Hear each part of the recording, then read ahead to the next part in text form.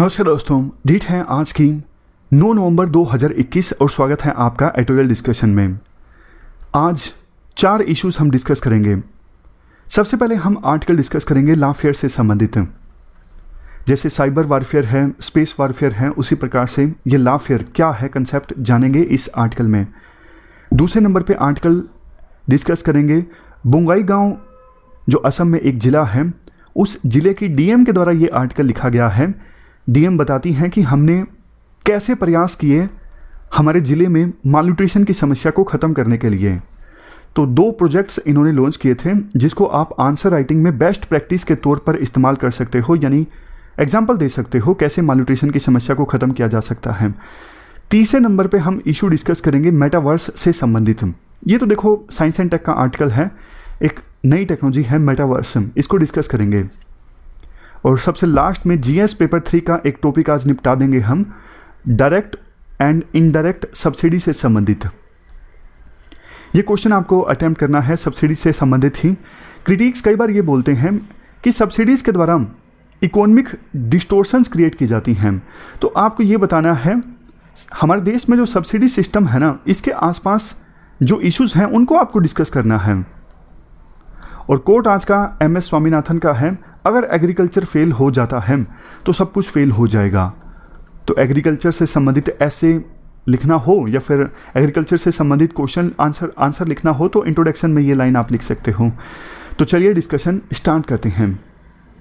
First important article Lawfare से संबंधित है।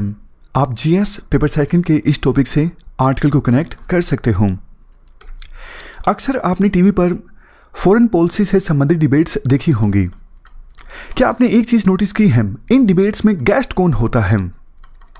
या तो देखो ये डिबेट वाले जो रिटायर्ड फॉरेन सर्विस वाले हैं, रिटायर्ड डिप्लोमेट्स हैं, जैसे कंवल सिब्बल, विवेक काटजू, इनको बुला लेते हैं, या फिर जो रिटायर्ड मिलिट्री जनरल्स हैं उनको इनवाइट कर लिया जाता है डिबेट में, या फिर फॉरेन पॉलिसी से संबंधित एक्सपर्ट्स, एकेडमिशियंस, फॉर एग्जाम्पल सी राजा मोहन, हर्ष पंत, इन लोगों को डिबेट में पार्टिसिपेट करने के लिए बुला लिया जाता है। रेयरली देखो हम देखते हैं कि इंटरनेशनल लॉ में एक्सपर्ट जो पर्सन है वो इस प्रकार की डिबेट का हिस्सा होता है। मतलब कि जो इंटरनेशनल लॉयर्स हैं ना, वो इस प्रकार की डिबेट्स में पार्टिसिपेट नहीं करते हैं, उन्हें बुलाया नहीं जाता या वो आते नहीं हैं। दोनों फैक्टर्स रिस्पॉन्सिबल हैं कि इंटरनेशनल लॉयर्स इस प्रकार की डिबेट का हिस्सा नहीं होते। जबकि देखो इंटरनेशनल लॉ जो है कई सारे डोमेन्स को कवर करता है, टेररिज्म से लेके मैरीटाइम सिक्योरिटी से लेके नेशनल सिक्योरिटी, ये सारी चीज़ें इंटरनेशनल लॉ के डोमेन में आती हैं। इवन यूएन चार्टर का जो आर्टिकल 1 सेक्शन 1 है वो साफ तौर पर ये बोलता है इंटरनेशनल पीस एंड सिक्योरिटी ये यूएन का प्रिंसिपल ऑब्जेक्टिव है। लेकिन बावजूद इसके जब इंडिया को वर्ल्ड प्लेटफॉर्म पर, ग्लोबल प्लेटफॉर्म पर नेशनल इंटरेस्ट को प्रमोट करना होता है ना, तो फिर इंडिया इंटरनेशनल लॉ का सहारा नहीं लेता। एग्जाम्पल्स भी देते हैं राइटर काफ़ी सारे। जैसे देखो पहला एग्जाम्पल ये है, जब हमारे देश में पुलवामा में टेरर अटैक हुआ था ना, तो उसके बाद हमारी फोर्सेस ने बालाकोट एयर स्ट्राइक्स को अंजाम दिया। तो ग्लोबल प्लेटफॉर्म्स पर इंडिया को ये बोलना चाहिए था कि हमने यूएन में जो सेल्फ डिफेंस का प्रोविज़न है वो इन्वोक किया है। बॉर्डर के नज़दीक पाकिस्तान की टेरिटरी पर आतंकवादियों के जो कैंप्स हैं वो पनप रहे थे और पाकिस्तान की सरकार उन पर एक्ट नहीं कर रही थी। जल्द ही वो आतंकवादी भारत की धरती पर टेरर अटैक करने वाले थे, तो इसलिए अपने आप को डिफेंड करते हुए हमने बालाकोट में एयर स्ट्राइक्स किए हैं। ये चीज़ इंडिया को बार बार फोकस करनी चाहिए थी, लेकिन इस चीज़ को फोकस करने के बजाय सरकार ने बोला ये non military pre emptive action है। प्री एम्प्टिव स्ट्राइक क्या होता है? मतलब दुश्मन आप पर वार करे उससे पहले ही आप दुश्मन पर अटैक कर देते हो, इसे बोलते हैं प्री एम्प्टिव स्ट्राइक्स। लेकिन ये जो कंसेप्ट है ना प्री एम्प्टिव स्ट्राइक्स का, ये थोड़ा कंट्रोवर्शियल है, इसको मानते नहीं हैं विभिन्न एक्सपर्ट्स जो हैं। मतलब ऐसा नहीं कि इस कंसेप्ट पर सभी देश, सभी एक्सपर्ट्स राजी हों, लेकिन सेल्फ डिफेंस के प्रोविज़न को तो यूएन के प्रोविज़न में लिखा हुआ है। मतलब यूएन का जो चार्टर है उसमें सेल्फ डिफेंस का प्रोविज़न लिखा हुआ है, तो ये तो विभिन्न देशों को मानना ही पड़ेगा। लेकिन हमारे देश में जो ब्यूरोक्रेट्स थे जिन्होंने सरकार का जवाब लिखा, उन्होंने इस चीज़ पे ध्यान ही नहीं दिया। और भी एग्जाम्पल्स राइटर देते हैं, जैसे देखो पुलवामा अटैक के बाद इंडिया ने पाकिस्तान को जो मोस्ट फेवर्ड नेशन का स्टेटस दिया हुआ था ना, इंडिया ने डिसाइड किया कि इसे सस्पेंड कर दिया जाए। अब देखो सस्पेंड करने के लिए ना सीधा सीधा लॉजिक था, जो general agreement on tariff and trade है ना, इसमें प्रोविजन है कि विभिन्न देश नेशनल सिक्योरिटी के नाम पर, यानी नेशनल सिक्योरिटी के लिए मोस्ट फेवर्ड नेशन के तहत जो ओब्लिगेशंस आती हैं ना, उन्हें सस्पेंड कर सकते हैं। तो सरकार को सिर्फ ये बोलना था कि general agreement on tariff and trade में प्रोविजन है कि नेशनल सिक्योरिटी के लिए मोस्ट फेवर्ड नेशन की ओब्लिगेशंस को सस्पेंड किया जा सकता है, हम वही कर रहे हैं। लेकिन ब्यूरोक्रेट्स ने ध्यान नहीं दिया, इंटरनेशनल लॉ पर हमारे ब्यूरोक्रेट्स ध्यान नहीं देते। उन्होंने एक सिंपल सा सॉल्यूशन निकाला, कस्टम टैरिफ एक्ट 1975 के सेक्शन 8A1 में टैरिफ्स को, पाकिस्तान प्रोडक्ट्स पे जो टैरिफ हैं उनको 200% इंक्रीज कर दिया। तो मतलब पिछले दरवाजे से इंडिया ने पाकिस्तान को दिया हुआ MFN स्टेटस को सस्पेंड किया, जबकि सीधा सीधा किया जा सकता था इंटरनेशनल लॉ के बेस पे। सीधा सीधा इस एग्रीमेंट में, general agreement on tariff and trade में प्रोविजन था, सिर्फ उसको इन्वोक करना था। बस वही कि इंटरनेशनल लॉ के मामले में सरकार ढीली है। एक और प्रोविजन, मतलब एक और एग्जांपल राइटर देते हैं, रोहिंग्या रिफ्यूजीज को वापस डिपोर्ट करना था, क्योंकि सरकार को लगता था वो सिक्योरिटी थ्रेट है।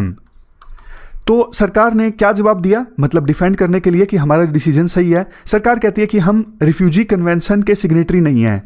अरे भैया, ये बात तो हमने भी काफ़ी बार डिस्कस की है कि आप रिफ्यूजी कन्वेंशन के सिग्नेटरी हो या फिर नहीं हो, आपको प्रिंसिपल ऑफ नॉन रिफोलमेंट को फॉलो करना है। ये क्या है प्रिंसिपल ऑफ नॉन रिफोलमेंट? ये सिंपल प्रिंसिपल है कि दूसरे देश से कोई पर्सन भाग के आपके देश में आया है, आप उस पर्सन को वापस उस देश में नहीं भेज सकते जहां पे उसकी जान को खतरा है। ये है प्रिंसिपल ऑफ नॉन रिफोलमेंट। तो सरकार ने जब रोहिंग्या रिफ्यूजीज को वापस भेजा ना, तो विभिन्न एक्सपर्ट्स ने बोलना स्टार्ट किया कि फर्क नहीं पड़ता आप रिफ्यूजी कन्वेंशन के सिग्नेटरी हो या फिर नहीं हो, आपको प्रिंसिपल ऑफ नॉन रिफोलमेंट को फॉलो करना है। तो उस समय ना सरकार को यह जवाब देना चाहिए था कि प्रिंसिपल ऑफ नॉन रिफोलमेंट जो है उसकी एक्सेप्शन है नेशनल सिक्योरिटी, यानी नेशनल सिक्योरिटी के नाम पर इस प्रिंसिपल को भी वायलेट किया जा सकता है। तो इंडिया को इस लाइन पर अपना केस डेवलप करना चाहिए था, लेकिन नहीं, सरकार का जो डिफेंस था वो बहुत वीक था। सरकार कहती है कि हम रिफ्यूजी कन्वेंशन के सिग्नेटरी नहीं हैं। इसके बाद चौथा एग्जाम्पल राइटर देते हैं, तालिबान के ऊपर प्रेशर डालने के लिए अफगानिस्तान को सार्क की मेंबरशिप से सस्पेंड करवाया जा सकता था। सार्क में ऐसा प्रोविजन है, लेकिन इंडिया ने ऐसा कुछ नहीं किया। लेकिन देखो, इसके बाद राइटर कहते हैं कुछ मौके ऐसे आए जब सरकार ने इंटरनेशनल लॉ को अच्छे से इस्तेमाल भी किया। जैसे कुलभूषण जाधव का केस है, इंटरनेशनल कोर्ट ऑफ जस्टिस में इंडिया कुलभूषण जाधव का केस लेकर गया और वहां पे इंडिया ने अपना केस मजबूती से लड़ा भी। लास्ट में ना राइटर रीजंस बताते हैं कि सरकार इंटरनेशनल लॉ पर इतना ध्यान क्यों नहीं देती। एक तो देखो, फॉरेन पॉलिसी मेकिंग में ना इंटरनेशनल लॉयर्स की जो इन्वॉल्वमेंट है बहुत ही कम होती है। वैसे देखो, मिनिस्ट्री ऑफ एक्सटर्नल अफेयर्स के अंतर्गत एक डिवीज़न तो है अलग से, legal and treaties division, but ना इस डिवीज़न के अंदर स्टाफ बहुत कम है और पॉलिसी मैटर्स पर इस डिवीज़न को इग्नोर कर दिया जाता है।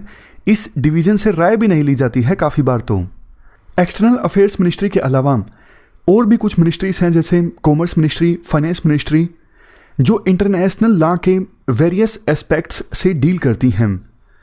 लेकिन इन मिनिस्ट्रीज़ को भी इंटरनेशनल लॉ के बारे में बहुत कम एक्सपर्टीज़ हासिल है। तीसरा पॉइंट, हमारे देश में देखो इंटरनेशनल लॉ की स्टडी को भी नेग्लेक्ट किया गया है। इंटरनेशनल लॉ से संबंधित रिसर्च करने के लिए जो इंस्टीट्यूशंस हैं वो भी नेग्लेक्टेड हैं। उन इंस्टीट्यूशंस में लीडरशिप का अभाव देखने को मिलता है। सबसे लास्ट पॉइंट, इवन देखो जो इंटरनेशनल लॉयर्स या फिर इंटरनेशनल लॉ सेकुलर्स हैं वो भी ना सिर्फ अपने डोमेन एक्सपर्ट के साथ बात करना पसंद करते हैं। जैसे एक वकील दूसरे वकील के साथ या फिर international law secular international lawyer के साथ। अरे भैया, जनता के साथ बात करोगे तभी तो जनता को समझ में आएगा ना कि ये फील्ड है, इस पर ध्यान देने की आवश्यकता है। तभी तो लार्जर पब्लिक की जो अटेंशन है वो इंटरनेशनल लॉ की तरफ जाएगी। तो लास्ट में आर्टिकल में यही कहा जाता है, साइबर वारफेयर के बारे में हमने सुना, स्पेस वारफेयर के बारे में हमने सुना, बट सरकार को लॉ एज ए वेपन का भी इस्तेमाल करना चाहिए नेशनल सिक्योरिटी संबंधित इंटरेस्ट को प्रोटेक्ट करने के लिए। इसलिए हमारे देश में इंटरनेशनल लॉ के डोमेन में कैपेसिटी को बिल्ड करने के लिए सरकार को इन्वेस्ट करना होगा। तो ये पूरा आर्टिकल डिस्कस किया, चलते हैं आगे। इसके बाद नेक्स्ट आर्टिकल, बोंगाईगांव जो एक जगह है असम में, बोंगाईगांव का एडमिनिस्ट्रेशन का क्या रिस्पॉन्स है माल न्यूट्रिशन के अगेंस्ट, इससे संबंधित हैं। आप जीएस पेपर 2 के इस टॉपिक से आर्टिकल को रिलेट कर सकते हो। देखो इसमें 2 एग्जाम्पल्स हैं जिनका इस्तेमाल आप कर सकते हो आंसर राइटिंग में बेस्ट प्रैक्टिस के तौर पर। काफ़ी बार आपको आंसर राइटिंग में बेस्ट प्रैक्टिसेस लिखनी होती है ना, कुछ केस स्टडी देनी होती है, तो आप इन एग्जाम्पल्स का इस्तेमाल कर सकते हो। जैसे देखो बोंगाईगांव जो डिस्ट्रिक्ट है, उस डिस्ट्रिक्ट एडमिनिस्ट्रेशन ने 2 प्रोजेक्ट्स लॉन्च किए। एक तो प्रोजेक्ट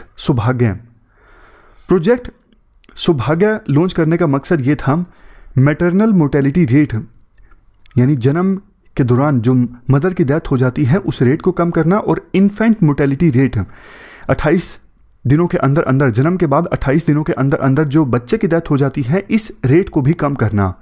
तो इस उद्देश्य के साथ प्रोजेक्ट सौभाग्य लॉन्च किया गया था।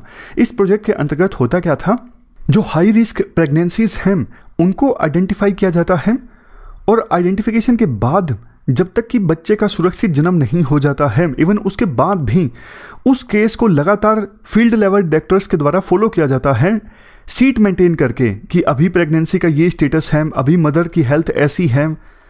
तो इससे फ़र्क पड़ा है, इससे इन्फेंट मोर्टेलिटी रेट और मदर की जो डेथ हो जाती है यानी मैटरनल मोर्टेलिटी रेट दोनों कम हुए हैं। तो ये है प्रोजेक्ट सौभाग्य।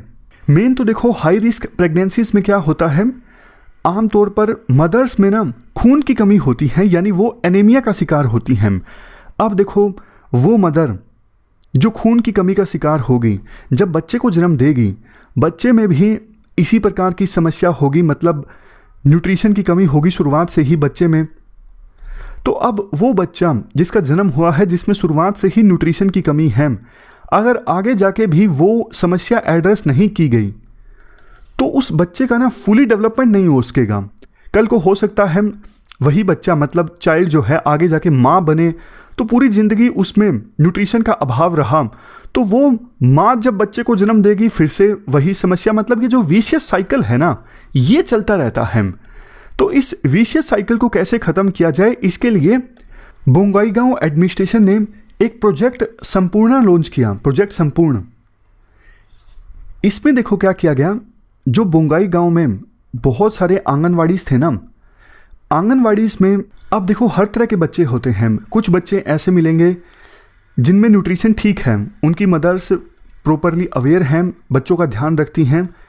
कुछ बच्चे ऐसे भी मिलेंगे जिनमें न्यूट्रिशन की कमी होगी, पेरेंट्स को भी इतना ज़्यादा नहीं पता है, खास करके मदर को।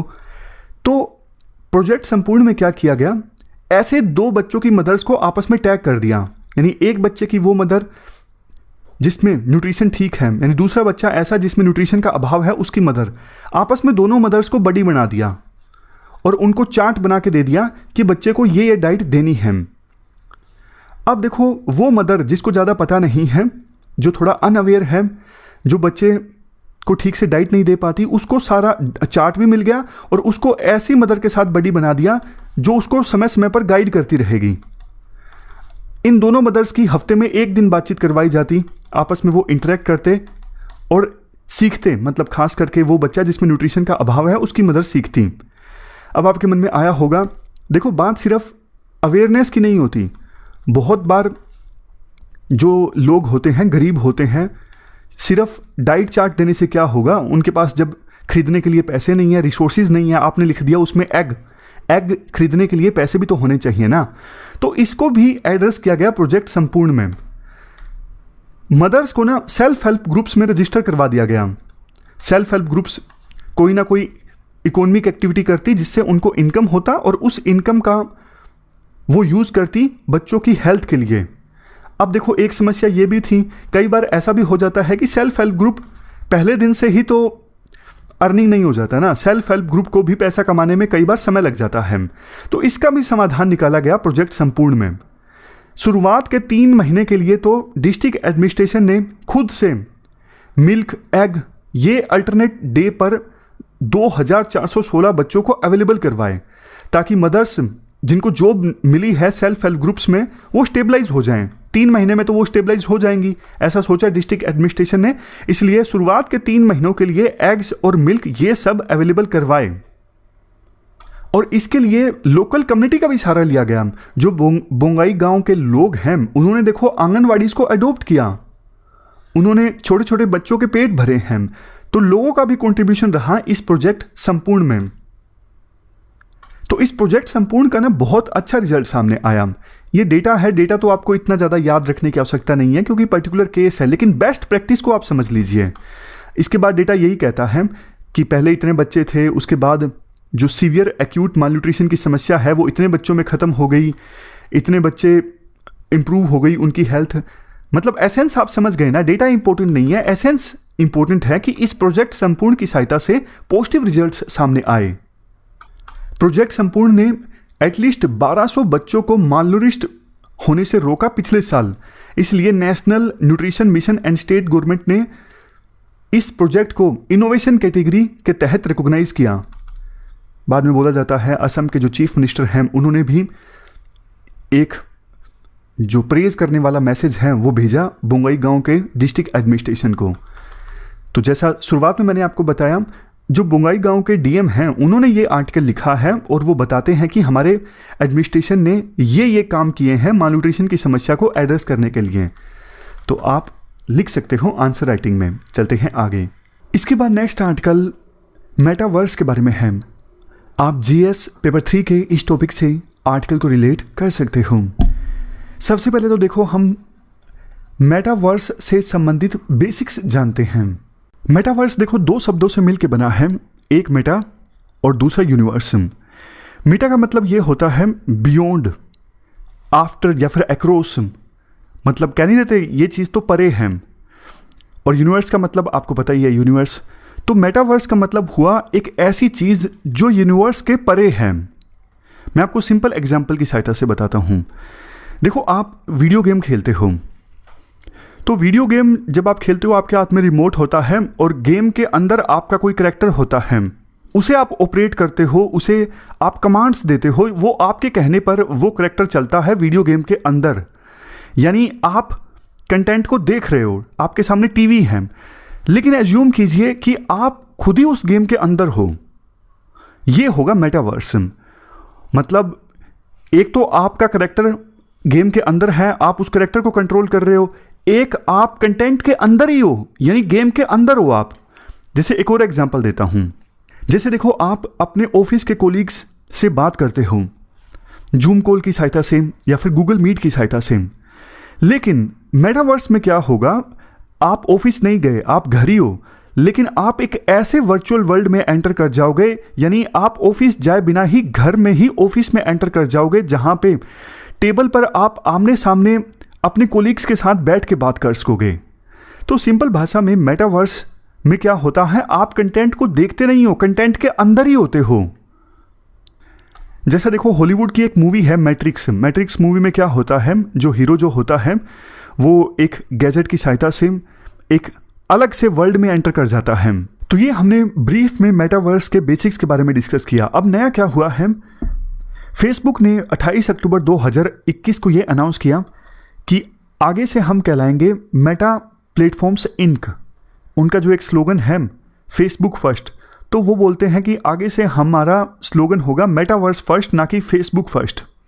मेटावर्स के आइडिया को अमली जमा पहनाने के लिए यानी रियलिटी बनाने के लिए काफ़ी सारी टेक्नोलॉजीज़ का यूज़ होगा, जैसे artificial intelligence, augmented reality, virtual reality, blockchain, ये सारी टेक्नोलॉजीज़ यूज़ होंगी मेटावर्स।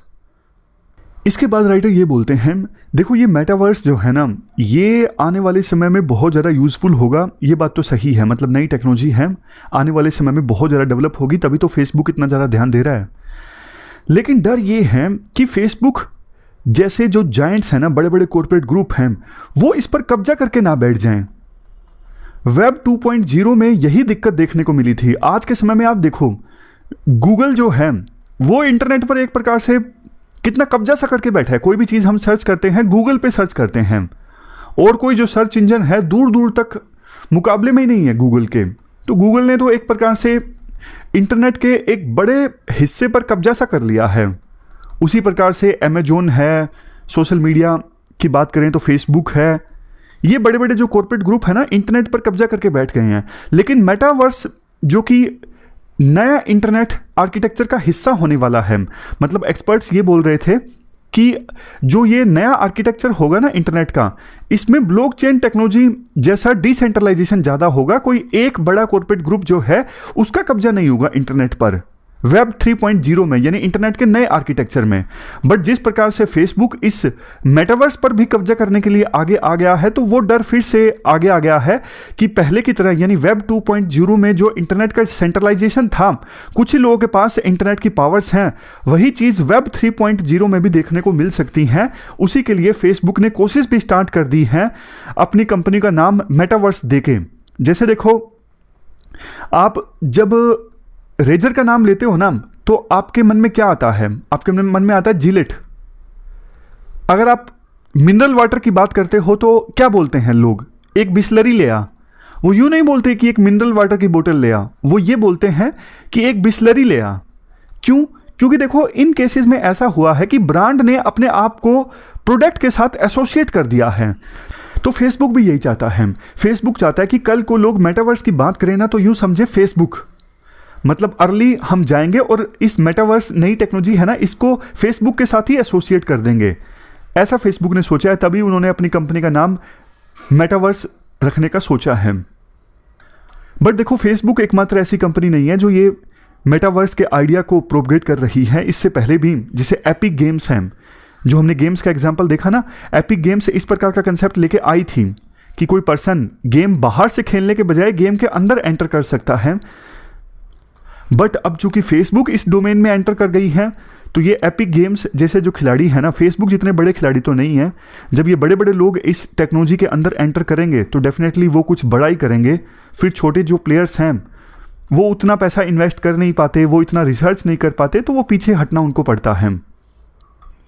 इसके अलावा देखो, राइटर कुछ और कंसर्न्स भी बताते हैं मेटावर्स के, जैसे ये जो इंस्टाग्राम है, फेसबुक है, इनके कितने ज़्यादा नेगेटिव इफ़ेक्ट्स होते हैं फेसबुक को पता है। फिर भी वो ऐसे ऐसे एल्गोरिथम का इस्तेमाल करते हैं कि जनता बार बार फेसबुक को यूज़ करे, इंस्टाग्राम को यूज़ करे। तो उसी प्रकार से ये जो मेटावर्स जब आएगा, वो भी जनता बार बार यूज़ करने लगेगी, उनके ऊपर और भी ज़्यादा नेगेटिव इम्पैक्ट पड़ेंगे। लेकिन फेसबुक जैसी कंपनीज़ को इससे कोई फ़र्क नहीं पड़ता। उनको बस फ़र्क इस बात से पड़ता है कि ज़्यादा से ज़्यादा जनता उनके प्लेटफॉर्म्स पर टाइम स्पेंड करें।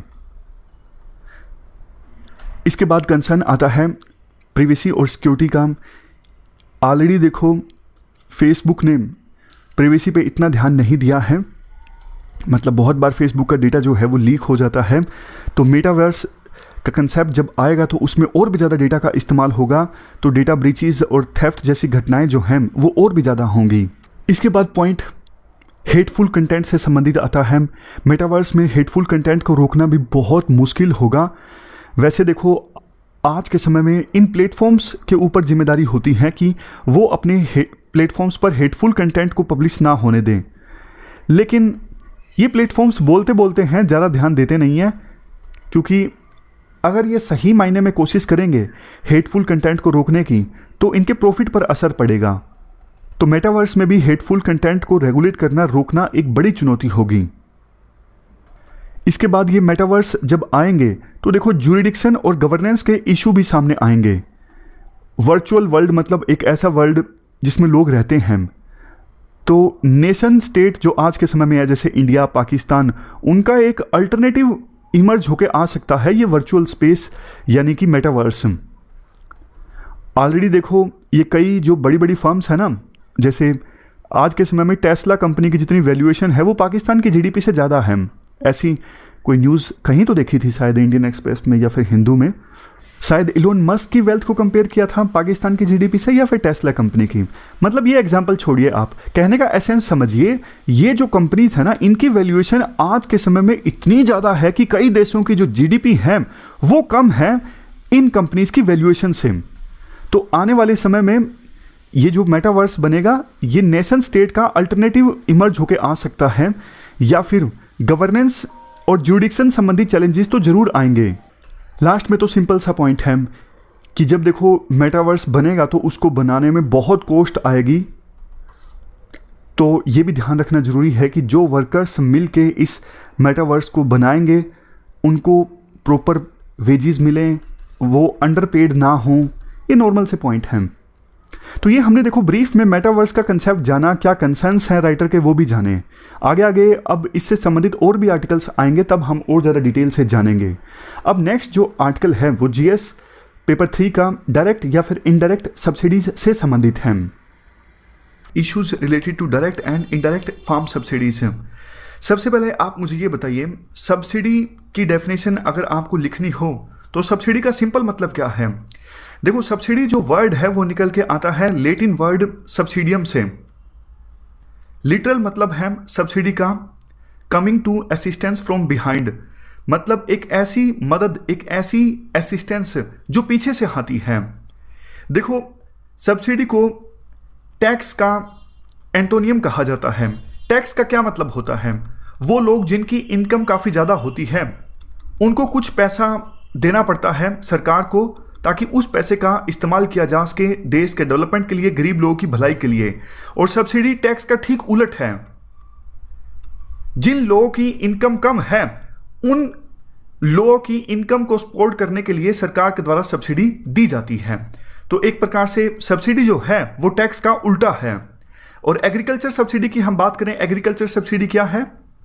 एग्रीकल्चर सब्सिडी का देखो मतलब ये है, ये एक गवर्नमेंट के द्वारा दी जाने वाली फाइनेंशियल सपोर्ट है, किसको, फार्मर्स को और एग्रीकल्चर से संबंधित बिजनेसेस को, ताकि फार्मर्स की और वो लोग जो एग्रीकल्चर बिजनेसेस को चलाते हैं उनकी इनकम को सप्लीमेंट किया जा सके। लेकिन देखो, ये एकमात्र लक्ष्य नहीं होता एग्रीकल्चर सब्सिडी का। ये एक ऑब्जेक्टिव है कि फार्मर्स की इनकम को सपोर्ट करना और वो लोग जो एग्रीकल्चर से संबंधित बिजनेस चलाते हैं उनकी इनकम को सपोर्ट करना। लेकिन इसके अलावा और भी काफ़ी सारे ऑब्जेक्टिव्स होते हैं, जैसे एग्रीकल्चर कमोडिटीज़ की सप्लाई को मैनेज करना, दूसरा कमोडिटीज़ की कॉस्ट को मैनेज करना। ये भी ऑब्जेक्टिव्स हैं एग्रीकल्चर सब्सिडी के। अगर देखो किसी फसल को उगाने के लिए गवर्नमेंट सब्सिडी देती है, इसका मतलब गवर्नमेंट चाहती है ना कि वो कमोडिटी मार्केट में सस्ती उपलब्ध होनी चाहिए। समझ गए आप। यानी एग्रीकल्चर सब्सिडी देने का मकसद सिर्फ ये नहीं होता कि फार्मर्स की इनकम को सपोर्ट करना, कमोडिटीज़ की सप्लाई को इन्फ्लुएंस करना, कमोडिटीज़ की कॉस्ट को मार्केट में इन्फ्लुएंस करना। ये सब भी ऑब्जेक्टिव्स होते हैं एग्रीकल्चर सब्सिडीज़ के। हमारे देश में देखो काफ़ी तरह की एग्रीकल्चर सब्सिडीज़ दी जाती हैं। तो टाइप्स ऑफ एग्रीकल्चर सब्सिडीज़ की हम बात करें तो मेनली 4 टाइप्स होते हैं एग्रीकल्चर सब्सिडीज़ के। Explicit input subsidies, implicit input subsidies, output subsidies और फूड सब्सिडीज़। एक एक करके इनको हम डिस्कस करेंगे। सबसे पहले हम बात करते हैं एक्सप्लिसिट इनपुट सब्सिडीज़ की। एक्सप्लिसिट का मतलब क्या होता है। देखो, एक्सप्लिसिट का मतलब ये होता है कोई ऐसी चीज़ जिसे क्लियरली बताया गया है, यानी कोई भी स्कोप नहीं है कंफ्यूजन का। तो ये मतलब है एक्सप्लिसिट का। अब आप समझिए एक्सप्लिसिट इनपुट सब्सिडीज का मतलब। देखो, एक अच्छी क्वालिटी का बीज मार्केट में उपलब्ध है, एक पैकेट 1000 रुपये। लेकिन गरीब और जो मंझले किसान हैं, स्मॉल और जो मार्जिनल फार्मर्स हैं, वो ये हाई क्वालिटी का बीज अफोर्ड नहीं कर पाता। तो गवर्नमेंट क्या बोलती है कि ठीक है, आप 500 रुपये दीजिए, 500 रुपये हम आपको देंगे, आप एक पैकेट हाई क्वालिटी का बीज खरीदिए किसी पर्टिकुलर फसल का, फॉर एग्जांपल वीट का। तो गवर्नमेंट साफ साफ बोल रही है कि हम आपको 500 रुपये दे रहे हैं एक पैकेट वीट के हाई क्वालिटी के सीड्स पर। डायरेक्ट सब्सिडी गवर्नमेंट के द्वारा यहां पर दी जा रही है। यह है एक्सप्लिसिट इनपुट सब्सिडीज। ये देखो सिर्फ सीड्स के ऊपर नहीं हो सकती, किसी दूसरी चीज के ऊपर भी हो सकती है, फर्टिलाइजर के ऊपर, या फिर प्लांट्स को प्रोटेक्ट करने के लिए केमिकल साइड्स का इस्तेमाल किया जा रहा है उनके ऊपर। मतलब मकसद साफ साफ है, किसानों को सपोर्ट किया जाए ताकि वो भी नई टेक्नोलॉजी और हाई टेक्नोलॉजी का बेनिफिट का लुत्फ उठा पाएं और अपनी फसल की पैदावार को इंक्रीज कर पाएं। तो ये हमने बात की एक्सप्लिसिट इनपुट सब्सिडीज के बारे में। अब हम बात करते हैं इम्प्लिसिट इनपुट सब्सिडीज के बारे में। इम्प्लिसिट का मतलब क्या है? इम्प्लिसिट का मतलब देखो ये है, कोई चीज समझ तो आ रही है लेकिन डायरेक्टली एक्सप्रेस नहीं किया गया है, कंफ्यूजन का स्कोप है। तो यहां पे आप डिफरेंस भी देख सकते हो एक्सप्लिसिट और इम्प्लिसिट के बीच में। एक्सप्लिसिट का मतलब हमने डिस्कस किया फुली और क्लियरली एक्सप्रेस्ड, मतलब कोई ऐसी चीज जिसे पूरी तरह से क्लियर किया गया हो और कंफ्यूजन का कोई स्कोप ही ना हो। और इम्प्लिसिट का मतलब दूसरी तरफ ये होता है, समझ तो आ रही है चीज लेकिन डायरेक्टली जिसे एक्सप्रेस ना किया गया हो। अब हम मतलब जानते हैं इम्प्लिसिट सब्सिडीज का। यहां पर देखिए इम्प्लिसिट इनपुट सब्सिडीज, मैं आपको एग्जांपल की सहायता से बताता हूं, आपको आसानी से समझ में आ जाएगा। मान लीजिए गवर्नमेंट किसी कमोडिटी के प्राइस को इंक्रीज करने के लिए क्या करती है, उस कमोडिटी की सप्लाई को रिस्ट्रिक्ट कर देती है। अब देखो कमोडिटी की सप्लाई को रिस्ट्रिक्ट करने के बहुत सारे तरीके होते हैं, जैसे कि गवर्नमेंट ने एक्वायर कर ली वो चीज़ बहुत ज़्यादा, यानी अपने खुद के गोदाम भर लिए और वो चीज़ गवर्नमेंट ने अपने गोदामों में भर ली और इससे मार्केट में उस चीज़ की कमी हो जाएगी। तो इस वजह से क्या होगा, उस चीज़ के जो रेट है मार्केट में बढ़ जाएंगे। यहाँ पे आप डिमांड एंड सप्लाई का रूल अप्लाई कीजिए, जिस चीज़ की कमी होती है उस चीज़ के दाम जो है वो बढ़ जाते हैं। तो यहाँ पे देखो गवर्नमेंट डायरेक्ट तौर पे किसान को पैसा नहीं दे रही है, लेकिन गवर्नमेंट ये इंश्योर कर रही है कि स्पेसिफिक कमोडिटी की जो सप्लाई है वो मार्केट में कम हो। तो ऐसा करके गवर्नमेंट इनडायरेक्टली किसान की हेल्प कर रही है ताकि उसको उसकी फसल के उचित दाम मिले। अब नेक्स्ट हम बात करते हैं output subsidy scheme. Output subsidies देखो सिंपल है, थोड़ा बहुत ये इम्प्लिसिट इनपुट सब्सिडीज से मिलता जुलता है, लेकिन आप इसे समझने की कोशिश कीजिए। देखो किसान ने अपनी फसल को प्रोड्यूस कर दिया, फॉर एग्जाम्पल वीट का रेट मार्केट में है 1 क्विंटल 1000 रुपये के आसपास। अब यूएसए वाले हमारे इंडिया में वीट को एक्सपोर्ट करना चाहते हैं और यूएसए में प्रोड्यूस हुआ वीट बहुत ज़्यादा सस्ता है, क्योंकि वहाँ पे मशीनों की सहायता से बहुत ज़्यादा इंटेंसिव खेती हुई है, तो वीट काफ़ी सस्ता प्रोड्यूस हुआ है। अगर यूएसए का वीट जिसकी कीमत हम मान लेते हैं 1 क्विंटल 500 रुपये के आसपास, अगर यूएसए का ये वीट इंडिया में ट्रेड होने के लिए आता है, यानी यूएसए अपने वीट को इंडिया में एक्सपोर्ट करता है जिसका दाम है 1 क्विंटल 500 रुपये, मान लीजिए थोड़ा बहुत टैरिफ भी लगा दिया, हो गया 600 रुपये या फिर 700 भी हो गया, लेकिन हमारे किसान ने जो प्रोड्यूस किया है वो तो 1000 रुपये क्विंटल के हिसाब से बिक रहा है ना। तो आप बताइए यूएसए का वीट अगर इंडिया में आ गया तो इंडिया के किसान का वीट कौन खरीदेगा? तो ऐसी सिचुएशन में सरकार क्या करती है, यूएसए के वीट पर रोक लगा देती है। भाई यूएसए का वीट नहीं आएगा इंडिया में और हमारे किसान का वीट महंगा ही बिकता रहेगा। तो ये भी एक प्रकार की सब्सिडी है। अब देखो यूएसए के वीट पर रोक तो आपको पता है काफ़ी तरह से लगाई जा सकती है, इकोनॉमिक्स में आपने पढ़ा भी होगा, टैरिफ बैरियर या फिर non tariff barrier. Tariff barrier मतलब टैक्स इतना ज़्यादा लगा दो 50% 100% कि वो कॉम्पिटिटिव रह ही नहीं जाएगा। नॉन टैरिफ बैरियर जैसे दूसरे काफ़ी सारे टूल्स हैं, फाइटोसैनिटरी मेजर्स या फिर कोटा प्रोवाइड करना कि इतना ही यूएसए का वीट आ सकता है, इससे ज़्यादा नहीं आ सकता। तो ये दोनों बैरियर्स हैं जिसकी सहायता से हम यूएसए के वीट को आने से रोक सकते हैं इंडिया की मार्केट में। ये सिर्फ देखो एक एग्जाम्पल है आउटपुट सब्सिडी का। दूसरे एग्जाम्पल्स भी हो सकते हैं, जैसे मैं आपको बताता हूं, इंडिया में किसान ने वीट प्रोड्यूस किया और हम चाहते हैं कि वो वीट दूसरे देशों में जाए ट्रेड होने के लिए।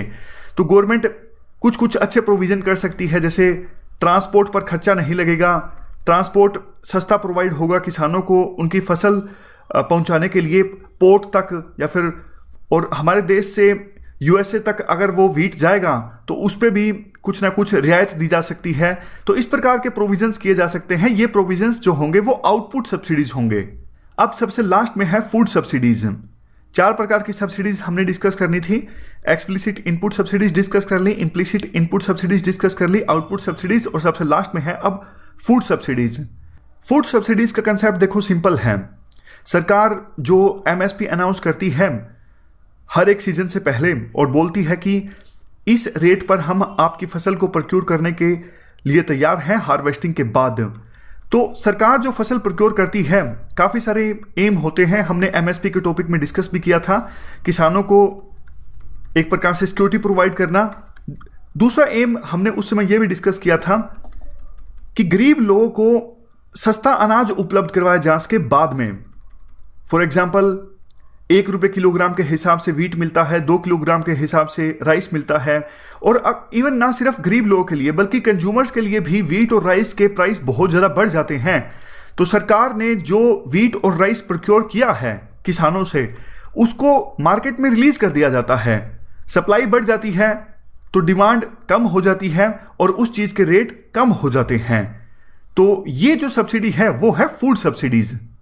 समझ गए ना? यानी इस एमएसपी को अनाउंस करती है सरकार और किसानों से वीट और राइस को खासकर 2 फसलों को प्रोक्योर करती है, बफर मेंटेन करती है, यानी अपने गोदाम में स्टोर करके रखती है वीट और राइस को। उस स्टोरेज की सहायता से अगर मार्केट में कल को वीट और राइस के दाम बढ़ जाते हैं बहुत ज़्यादा, तो रिलीज कर दिया जाता है। और इवन उसी बफर स्टोरेज की सहायता से गरीब लोगों को 1 रुपये 2 रुपये के हिसाब से अनाज उपलब्ध करवाया जाता है सस्ता। ये है फूड सब्सिडी। ये एक प्रकार से एक्सप्लिसिट सब्सिडी है, क्योंकि हर साल बजट में प्रोविजन होता है फूड सब्सिडी का। अब नेक्स्ट देखो, हम बात करते हैं मोड ऑफ पेमेंट के आधार पर भी एग्रीकल्चर सब्सिडी 2 तरह की हो सकती है, डायरेक्ट सब्सिडी और इनडायरेक्ट सब्सिडी। डायरेक्ट सब्सिडी में क्या होता है, पैसा डायरेक्टली किसान के बैंक खाते में पहुंच जाता है। लेकिन इनडायरेक्ट सब्सिडी में ऐसा नहीं होता है। इनडायरेक्ट सब्सिडी में किसान को इनडायरेक्टली लाभ मिलता है। फॉर एग्जाम्पल, सरकार सस्ती इलेक्ट्रिसिटी प्रोवाइड करवाती है, सस्ता पानी उपलब्ध करवाती है सरकार, तो किसान को इनडायरेक्टली फायदा हो रहा है, लेकिन डायरेक्टली किसान के बैंक खाते में पैसा नहीं पहुंचा है। तो एक एक करके दोनों तरह की सब्सिडीज की हम बात करते हैं। डायरेक्ट सब्सिडी, जैसा हमने डिस्कस किया, पैसा डायरेक्टली किसान के बैंक खाते में पहुंच जाता है। डायरेक्ट सब्सिडी देखो किसी भी चीज़ के लिए दी जा सकती है सरकार के द्वारा, जैसे माइनर इरिगेशन के लिए दी जा सकती है, एग्रीकल्चर इनपुट्स के लिए दी जा सकती हैं, क्रॉप हस्बेंड्री के लिए, सोइल कंजर्वेशन के लिए, हॉर्टिकल्चर के लिए, एनिमल हस्बेंड्री के लिए। अगर किसान को किसी नेचुरल कैलमिटी की वजह से, फॉर एग्जांपल स्टॉर्म की वजह से नुकसान हुआ है, साइक्लोन की वजह से, तब भी दी जा सकती है, सूखे में भी दी जा सकती है, बाढ़ में भी दी जा सकती है। पैसा डायरेक्टली पहुंचेगा किसान के बैंक खाते में। ये है हमने डिस्कस की डायरेक्ट सब्सिडी। डायरेक्ट सब्सिडी के फ़ायदे क्या क्या हैं? काफ़ी सारे फ़ायदे हैं। देखो, डायरेक्ट सब्सिडी के काफ़ी सारी सरकार ने स्कीम्स चलाई हैं, जैसे मनरेगा और एलपीजी के लिए सब्सिडी देने के लिए पहल स्कीम। काफ़ी इसके फ़ायदे देखने को मिले हैं। करप्शन कम होता है, एफिशिएंसी बढ़ जाती है, और जैम यानी जन धन आधार और मोबाइल फ़ोन, तीनों के कम्बिनेशन से तो एफिशिएंसी और भी ज़्यादा बढ़ गई है। लीकेजेस नहीं होती। पहले तो क्या हुआ करता था, जो लोग मर गए होते थे उनके नाम पे भी सब्सिडी ली जाती थी। फर्जी सब्सिडीज़ लेने वाले बहुत ज़्यादा हुआ करते थे। लेकिन इस प्रकार से जब से डिजिटलाइजेशन आया है और डायरेक्टली बेनिफिशरीज़ के बैंक खाते में सब्सिडी पहुंचती है, तो लीकेजेस काफ़ी कम हो गया है, करप्शन काफ़ी ज़्यादा कम हो गया है, और एफिशिएंसी काफ़ी ज़्यादा बढ़ जाती है। इसके अलावा देखो, अगर डायरेक्टली पैसा जाता है किसान के खाते में, तो इससे रीजनल बैलेंस को प्रमोट किया जा सकता है, क्रॉप डाइवर्सिफिकेशन को प्रमोट किया जा सकता है, इन्फ्लेशन को कंट्रोल किया जा सकता है, फर्टिलाइजर्स के प्राइस को कम किया जा सकता है, और एग्रीकल्चर प्रोड्यूस को बढ़ाया जा सकता है। किसानों के व्यवहार में बदलाव लाया जा सकता है, किस फसल को उगाना चाहिए, किसे नहीं उगाना चाहिए, किस इनपुट का कितना इस्तेमाल करना चाहिए, किस इनपुट का ज़्यादा इस्तेमाल नहीं करना चाहिए। जैसे काफ़ी बार किसान पानी का बहुत ज़्यादा इस्तेमाल करते हैं, अगर पानी का रेट सरकार कम कर देती है, लेकिन अगर सीधा पैसा किसान के खाते में डाल दिया जाए कि भैया आपको हम 200 रुपये पानी के दे रहे हैं, आप इससे अपनी फसलों को पानी दे दीजिएगा 200 रुपये 1 महीने के हिसाब से, तो किसान बचत करने की कोशिश करेगा पानी की, क्योंकि किसान को पता है सिर्फ 200 रुपये मिले हैं एज ए सब्सिडी के तौर पे, तो हम अंधाधुंध इस्तेमाल नहीं कर सकते उस चीज़ का। लेकिन डायरेक्टली सरकार के द्वारा रेट कम कर दिया जाता है तो किसान अंधाधुंध उस चीज़ का इस्तेमाल करने लगता है। ना सिर्फ इससे नेचुरल रिसोर्सेज का भी नुकसान होता है, बल्कि किसान अपने खेत की मिट्टी का भी नुकसान कर बैठता है। फर्टिलिटी उस चीज़ की काफ़ी ज़्यादा कम हो जाती है। तो ये हमने फ़ायदों की बात की। अब डीमेरिट्स की बात करते हैं। देखो, आपको पता है हमारे देश में अभी भी इलिटरेसी काफ़ी ज़्यादा है, अवेयरनेस काफ़ी कम है। तो इससे एग्रीकल्चर के जो प्रोस्पेक्ट्स हैं वो कंट्री में प्रभावित हो सकते हैं अगर डायरेक्टली किसान के बैंक खाते में पैसा डाला जाए। दूसरा, देखो कोई ज़रूरी नहीं ना कि अगर सरकार देखो पानी के लिए किसान को एक महीने में 200 रुपये दे, कोई ज़रूरी नहीं कि किसान पानी के लिए ही उस पैसे का इस्तेमाल करेगा। हो सकता है किसी दूसरे चीज़ के लिए इस्तेमाल कर ले और बाद में फसलों को पानी देने के लिए किसान के पास पैसा ना बचे। या फिर अगर अच्छी क्वालिटी के सीड्स खरीदने के लिए सरकार ने पैसा दिया है किसान को, तो हो सकता है किसान किसी दूसरे पर्पज़ के लिए वो पैसा इस्तेमाल कर ले और अच्छी क्वालिटी के सीड्स को खरीदने के लिए पैसा बचे ही ना। तो इससे एग्रीकल्चर की जो पैदावार है वो प्रभावित होगी, हमारे देश की फूड सिक्योरिटी खतरे में आ जाएगी। इससे देखो मार्केट भी काफ़ी ज़्यादा वोलेटाइल रह सकती है। लास्ट पॉइंट, जैसा हमने देखो डिस्कस किया, अवेयरनेस काफ़ी कम है। सरकार अगर किसानों के बैंक खातों में डायरेक्टली पैसा डाल देती है तो हो सकता है उस पैसे का इस्तेमाल हो जाए नॉन प्रायोरिटी एक्टिविटीज़ के लिए, जैसे घर में कोई लड़कियों की शादी करनी है उनके लिए, या फिर ऐसे दूसरे किसी सोशल काम के लिए, और एग्रीकल्चर के लिए उस पैसे का इस्तेमाल ना हो। काइंड ऑफ मिलता जुलता पॉइंट है जो हमने ऑलरेडी डिस्कस किया। तो ये नुकसान है डायरेक्ट सब्सिडीज़ के, अगर डायरेक्टली पैसा किसान के बैंक खाते में डाला जाता है। अब नेक्स्ट हम बात करते हैं इनडायरेक्ट सब्सिडीज़ की। इनडायरेक्ट सब्सिडीज़ का मतलब देखो आप समझ ही गए होंगे। डायरेक्टली किसानों को पैसा नहीं दिया जा रहा है, डायरेक्टली पेमेंट नहीं दी जा रही है, लेकिन इनडायरेक्टली फ़ायदा पहुंचाया जा रहा है। इनडायरेक्टली फ़ायदा कैसे पहुंचाया जा रहा है? फॉर एग्जांपल, इलेक्ट्रिसिटी के दाम कम कर दिए किसानों के लिए, वाटर के दाम कम कर दिए, बीज सस्ते उपलब्ध करवाए जा रहे हैं। तो ये क्या है? डायरेक्टली किसानों को पैसा नहीं दिया जा रहा है, लेकिन किसी पर्टिकुलर चीज़ के दाम किसानों के लिए कम कर दिए गए हैं। ये इनडायरेक्ट सब्सिडी है, इनडायरेक्ट किसानों को फायदा पहुंचाया जा रहा है। लेकिन देखो इसके फायदे भी हैं अपने और नुकसान भी हैं। फायदे क्या हैं? फायदे तो देखो ये है, इस प्रकार की सब्सिडीज देके सरकार प्रायोरिटी एरियाज को डेवलप कर सकती है, यानी जो एरियाज डेवलप होने चाहिए उन एरियाज को डेवलप सरकार के द्वारा किया जा सकता है इस प्रकार की सब्सिडीज देकर।